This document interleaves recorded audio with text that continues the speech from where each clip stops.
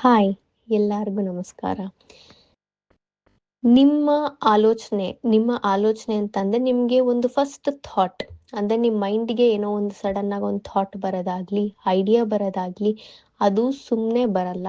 ಅದು ನಿಮ್ಗೆ ದೇವ್ರು ಕೊಡ್ತಾ ಇರೋಂಥ ಸಂದೇಶ ಅಂತ ನೀವು ಅರ್ಥ ಮಾಡ್ಕೋಬೇಕು. ನಿಮ್ಗೊಂದು ಉದಾಹರಣೆ ಕೊಡ್ತೀನಿ.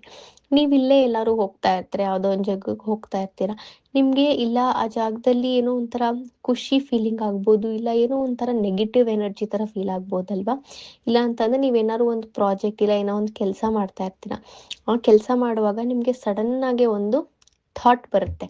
ಆ ಥಾಟ್ ಬಂದ್ಬಿಟ್ಟು ನಿಮಗೆ ಒಂದು ಐಡಿಯಾ ಥರ ಫ್ಲ್ಯಾಶ್ ಆಗುತ್ತೆ ಅಲ್ವಾ? ಸಡನ್ ಆಗಿ ಒಂದು ಐಡಿಯಾ ಬರುತ್ತೆ. ಅವಾಗ ನಿಮ್ಗೆ ಅನ್ಸುತ್ತಪ್ಪ ನಂಗೊಂದು ಐಡಿಯಾ ಬಂತು ಅಂತ. ಆ ಥರ ಎಲ್ಲ ಬರೋದು ಸುಮ್ಮನೆ ರ್ಯಾಂಡಮ್ ಆಗಲ್ಲ.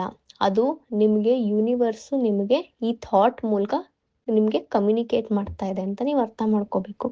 ಅಂದರೆ ನೀವು ಯಾವಾಗಾದ್ರು ಏನಾದ್ರು ಕನ್ಫ್ಯೂಷನ್ನಲ್ಲಿದ್ದರೆ, ಇಲ್ಲ ಯಾವ್ದಾದ್ರು ಈ ಡಿಸಿಷನ್ ಮಾಡಲಾ, ಇದು ನನಗೆ ಕರೆಕ್ಟ್ ಆಗಿರುತ್ತಾ, ಇನ್ನೊಂದು ನನಗೆ ಕರೆಕ್ಟ್ ಆಗಿರುತ್ತಾ ಅಂತ ನೀವು ಅರ್ಥ ಮಾಡ್ಕೊಳ್ಳುವಾಗ, ನಿಮಗೆ ಈ ಥರ ಕನ್ಫ್ಯೂಷನ್ ಆಗ್ತಾ ಇದ್ದಾಗ ಡಿವೈನ್ ಯಾವಾಗಲೂ ನಿಮಗೆ ಈ ಥರ ಥಾಟ್ಸ್ ಮೂಲಕ ನಿಮಗೆ ಫಸ್ಟ್ ಐಡಿಯಾ, ಫಸ್ಟ್ ಫೀಲಿಂಗ್ ಏನು ಸ್ಟ್ರೈಕ್ ಆಗುತ್ತೆ ಅಲ್ಲ, ಅದು ನಿಮಗೆ ಯೂನಿವರ್ಸ್ ಡಿವೈನ್ ನಿಮಗೆ ಕೊಡ್ತಾ ಇರೋಂಥ ಮೆಸೇಜ್ ಅಂತ ನೀವು ಅರ್ಥ ಮಾಡ್ಕೋಬೇಕು. ಅದು ನಿಮಗೆ ಯೂನಿವರ್ಸ್ ಕೊಡ್ತಾ ಇರೋಂಥ ಗೈಡೆನ್ಸ್ ಮತ್ತು ಅವೇರ್ನೆಸ್.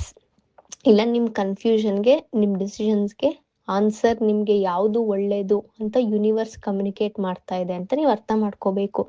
ಹಾಗಾಗಿ ಮುಂದಿನ ಸಲ ಯಾವಾಗಲೇ ನಿಮಗೆ ಫಸ್ಟ್ ಥಾಟ್, ಫಸ್ಟ್ ಫೀಲಿಂಗ್ ಏನೇ ಬಂದರೂ ಅದನ್ನು ಇಗ್ನೋರ್ ಮಾಡಬೇಡಿ. ಯಾಕಂದರೆ ಅದು ರ್ಯಾಂಡಮ್ ಅಲ್ಲ, ಅದು ನಿಮಗೆ ಡಿವೈನು ನಿಮಗೆ ಕಮ್ಯುನಿಕೇಟ್ ಮಾಡ್ತಾ ಇರೋದು ಅಂತ ನೀವು ಅರ್ಥ ಮಾಡ್ಕೋಬೇಕು.